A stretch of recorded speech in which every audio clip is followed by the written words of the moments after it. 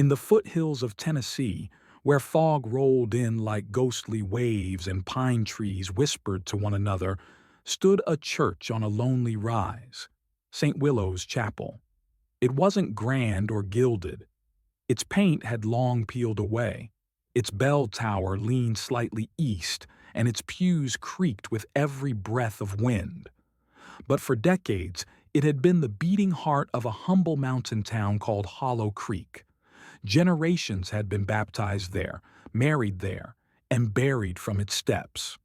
On Sundays, you could once hear hymns echoing across the valley like sunlight made sound. But that was years ago. Now, when people spoke of the church, their voices dropped low. They said something had changed.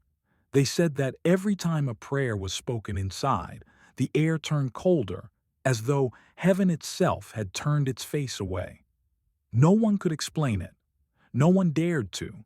But everyone felt it, the chill of unanswered prayers. Pastor Eli Turner had led St. Willow's for 12 years. A man of simple means, he lived alone in a small cabin down by the creek. His hands were calloused from farm work, his coat patched at the elbows, and yet no soul in Hollow Creek doubted his goodness. They said his words once had a way of warming hearts. He didn't thunder from the pulpit. He spoke softly, like someone sharing secrets with God. But lately, his sermons had grown heavy. His eyes, once bright with belief, seemed distant. He noticed it first one winter morning when he prayed alone before service. As his voice rose, his breath turned to fog. He looked up. Candles flickered, though no wind stirred. The air grew icy. By the time the congregation arrived, the pews felt colder than the frost outside. He told himself it was the weather, just the mountain chill. But when it happened again and again, he began to wonder if faith itself had grown weary here, and that terrified him more than anything. By spring, the church no longer filled the way it used to. Where once families filled every pew, now only a few scattered souls came, mostly the old and the stubborn. The songs were quieter. The laughter after service had died away. The women whispered that something evil lingered in the rafters. The men said maybe God had turned his back on Hollow Creek, but Eli couldn't accept that. He'd sit alone after everyone left, his fingers tracing the worn wood of the pulpit, whispering prayers that felt like they hit a ceiling and fell back down. "Lord," he whispered one night, "if we've angered you, show me how to make it right." Outside, the wind groaned through the trees. Inside, a candle went out, and in that dying light the church felt colder than ever. The next Sunday, a stranger appeared. She was a frail old woman wrapped in a gray shawl, her silver hair tucked beneath a bonnet. Her face was pale, but her eyes, pale blue, almost cloudy, held a kind of knowing sadness. She sat in the last row, silent and still, watching every word that left Pastor Eli's lips. When the service ended, Eli approached her, offering a kind smile. "Ma'am," he said gently, "I don't recall seeing you before. Are you visiting from another town?" She looked up at him with eyes that seemed to see through time, and in a voice soft but firm she said, "Your prayers no longer rise, Pastor. They fall like snow." Eli blinked, startled. "I beg your pardon?" She stood, her shawl brushing the dusty pew. "You will understand soon. But when you do, listen, not to the hymns, not to the people, but to the silence beneath your feet." And before he could ask more, she was gone, vanished into the gray fog outside the door. Eli stood there for a long time, his breath clouding the air, his heart pounding. For the first time in years he was afraid of his own church. That night, long after the lamps in town had gone dark, Pastor Eli stayed in the church. He lit 2 candles on the altar and began to pray aloud. At first, all was still. Then, as his voice grew stronger, the temperature dropped sharply. He could see his own breath curling in the candlelight. He closed his eyes tighter, praying harder, begging for warmth. But then he heard it, a faint whisper beneath him. He froze. His eyes darted to the wooden floorboards below the altar. The sound grew, a muffled, layered murmur, like voices speaking through walls. He knelt, pressing his ear to the wood, and there it was again. "Forgive us." Eli jerked back, heart hammering. It wasn't the wind. It wasn't the church settling. It was a plea. He whispered to the empty church, "Forgive who?" No answer came, only a sudden, bone-deep cold.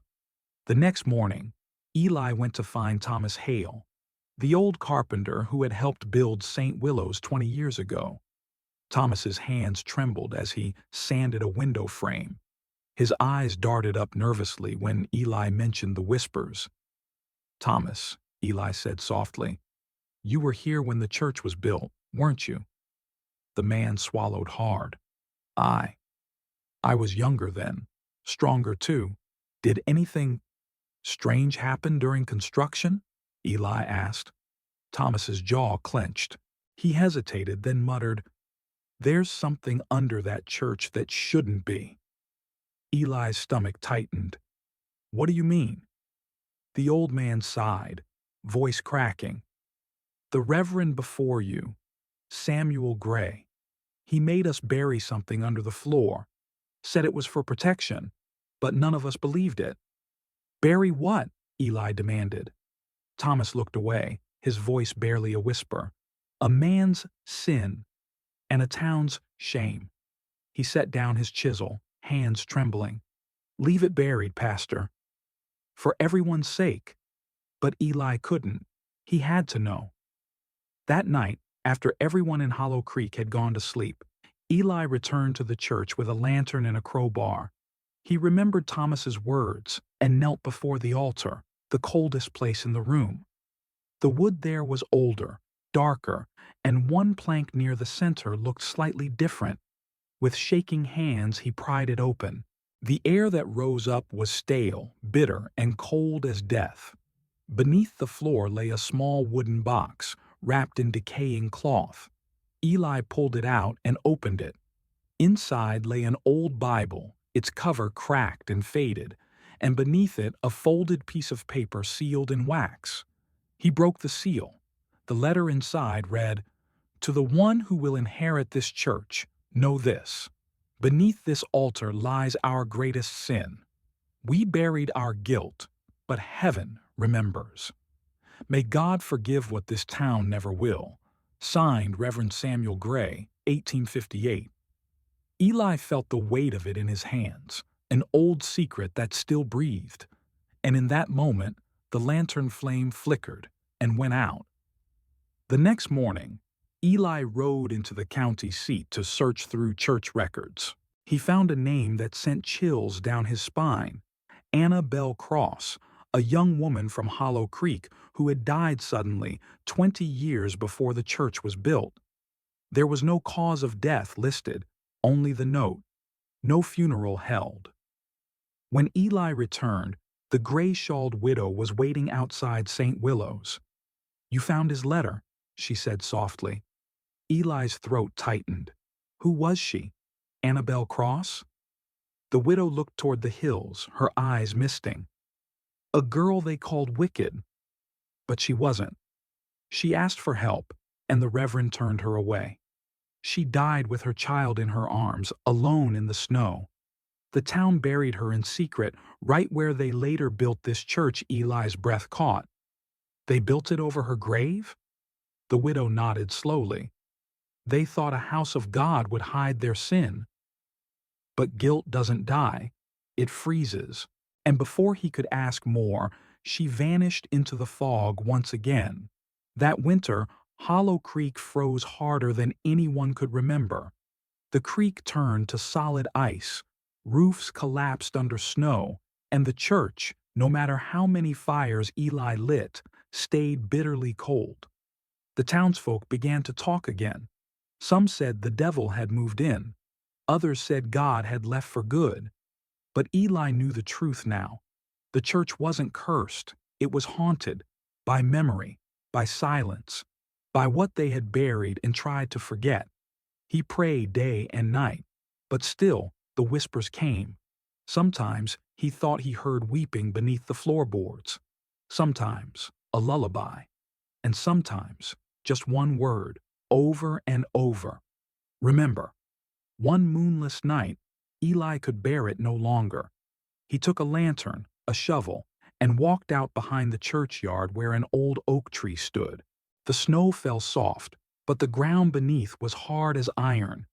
He dug until his hands blistered and his breath burned white in the air. At last, his shovel hit wood.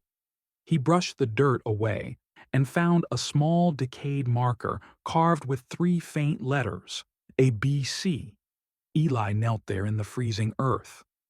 "Annabelle Cross," he whispered. "I'm so sorry. They built God's house over your pain. I can't undo what they did, but I will remember." He bowed his head, tears freezing on his cheeks.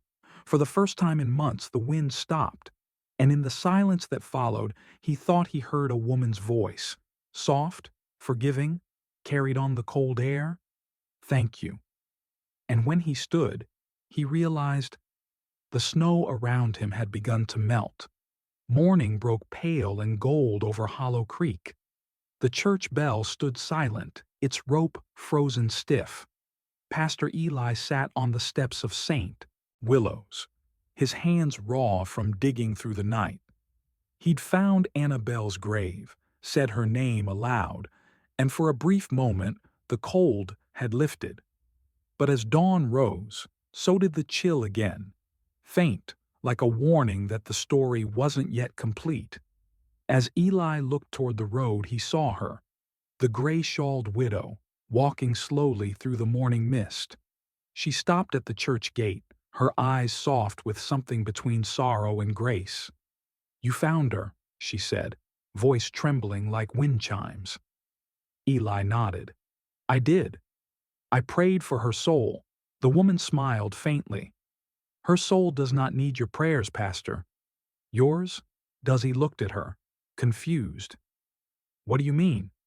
She stepped closer, touching the cold stone wall of the chapel. "This church grew colder because faith turned to fear. Fear of truth, fear of guilt. Warmth cannot live where love has been replaced by hiding." Then, as she turned to go, she whispered one last thing. "When the people learn to forgive themselves, the church will breathe again." Eli blinked, and in the next moment, she was gone. Vanished, as though swallowed by light. That Sunday, the church was fuller than it had been in years. News had spread through Hollow Creek that Pastor Eli had something important to say. He stood before his congregation, his voice quiet but firm, carrying a weight the old wooden rafters had never heard before. "My brothers and sisters," he began, "I've prayed for months for warmth to return to this house of God. But I've learned that warmth doesn't come from candles or firewood. It comes from truth, even when truth hurts." He took a deep breath and continued. "This church was built over a grave. The grave of Annabelle Cross, a woman wronged by our own hands. We turned our backs on her, and when shame grew too heavy, we buried her story beneath the altar and called it holy ground." Gasps rippled through the room. Some wept. Others looked away in disbelief. Eli's eyes were wet. "We cannot ask God to hear our prayers if we silence the cries of the innocent. Forgiveness cannot live in a heart that hides the truth." He paused, letting the silence speak. "So today, we stop hiding." He stepped down from the pulpit, laid his Bible on the altar and whispered, "Forgive us, Lord, not for our sins alone, but for our silence." Outside, the sun broke through the clouds for the first time in weeks. That evening, the people of Hollow Creek didn't go home right away. They stayed, building a fire in the old stove, singing hymns softly as the flames danced. The church, once so cold it made bones ache, began to warm in a way none of them had felt in years. Mrs. Henderson, the baker's wife, began to cry. She had been one of those who judged Annabelle all those years ago, back when she was just a girl. "I told my husband not to help her," she whispered. "I said she brought shame." Eli placed a hand on her shoulder. "Then help her now, by helping someone else who's hurting." The fire crackled. The choir began to hum. Amazing Grace, and for the first time in decades, St. Willow's Chapel didn't feel like a place of guilt. It felt like home. After the congregation left, Pastor Eli searched for the gray-shawled widow. He wanted to thank her, to ask how she knew so much about Annabelle, but no one had seen her leave. He searched the pews, the churchyard, even the road toward town. Nothing. Only one thing remained. A small white flower laid neatly upon the altar, glowing in the candlelight. Beside it sat a silver locket. Eli opened it carefully. Inside was a tiny portrait of a young woman, smiling gently, her eyes full of warmth. Etched beneath her image were 3 small letters, ABC. Eli fell to his knees, his breath catching. Annabelle Cross. The widow had not been a visitor. She had been a messenger. And in that moment, the truth hit him with quiet, beautiful clarity. Forgiveness had walked among them. A week later, the townspeople decided to rededicate the church. They scrubbed the floors, polished the pews, and repaired the long silent bell tower.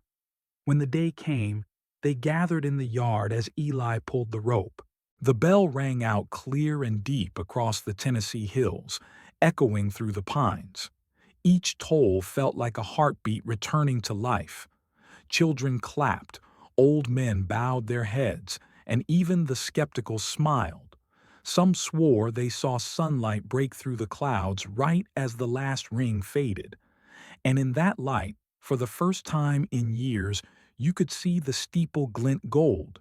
The hilltop church was no longer cold. It was alive. Over the months that followed, a new tradition began in Hollow Creek. Children started writing small notes and tucking them under the pews.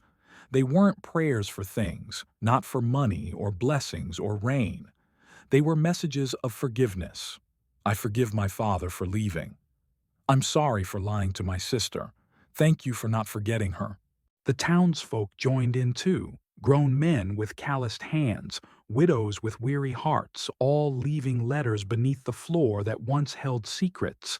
And somehow, the air inside always felt warmer after each note was left. Some said the letters rose to heaven. Others said Annabelle carried them there herself. Either way, the prayers no longer fell like snow. They rose like sunlight. One warm spring day, a stranger arrived at Hollow Creek. A traveler passing through, drawn by the sound of distant bells. He entered the chapel quietly, sitting in the very pew where the gray-shawled widow once had. When Eli noticed him after the service, he walked over with his usual kindness. "You're new to these parts," Eli said. The man smiled. "I heard this church was once cursed, but now they say it heals hearts." "I wanted to see for myself," Eli chuckled softly. "We're no miracle workers. We just stopped pretending our hands were clean." The traveler looked around the glowing church, the light streaming through the windows, and said, "Then you found something rare, Pastor. A place where truth brings warmth." He left a gold coin on the altar and whispered a prayer. When he looked up, the candles flickered. Not from a draft, but as if nodding in agreement. Years passed. The story of St. Willow's Chapel spread beyond the Tennessee foothills. Travelers came from miles away to see the church that once grew colder with every prayer. They came expecting miracles. What they found instead was something simpler. Forgiveness that felt like fire. Pastor Eli grew older, his hair silver and his sermons shorter, but his eyes stayed bright with quiet peace. Sometimes, When newcomers asked him how the miracle began, he'd smile and say, "The coldest places aren't built of wood or stone. They're built in the heart. When you let love back in, even winter melts." And they'd leave the church lighter than they came. One quiet autumn evening, long after sunset, Eli stayed behind in the chapel. The congregation had gone home. The air was still and soft, filled with the faint scent of candle wax and pine. He sat in the front pew, staring at the altar, at the place where it had all begun. He whispered, "Annabelle, thank you." Then he closed his eyes and prayed one last time, not for the church, not for the town, but for peace. When they found him the next morning, he was still sitting there, hands folded, head bowed. A gentle smile rested on his face. And though the air outside was cold, inside St. Willow's the warmth was almost radiant. The candles hadn't burned down. The fire in the stove still glowed softly, as though the church itself refused to go cold again. Years turned into decades. The people of Hollow Creek changed, but the church remained, humble, wooden, and glowing softly atop its hill. Travelers said it always felt warm there, even in winter. Some claimed they could hear faint singing when no one was inside, a woman's voice humming an old lullaby. Others said if you knelt to pray, you could feel a gentle breath of warmth brush your cheek, as if the church itself was listening. And carved into a small plaque near the altar were Pastor Eli's final words: "Truth is the only fire that never dies." Every visitor who entered left changed, not because of miracles or mysteries, but because they felt something rare in that little chapel on the hill, a peace that came from truth. And so, what was once called the church that grew colder with every prayer became forever known as the church that never grew cold again.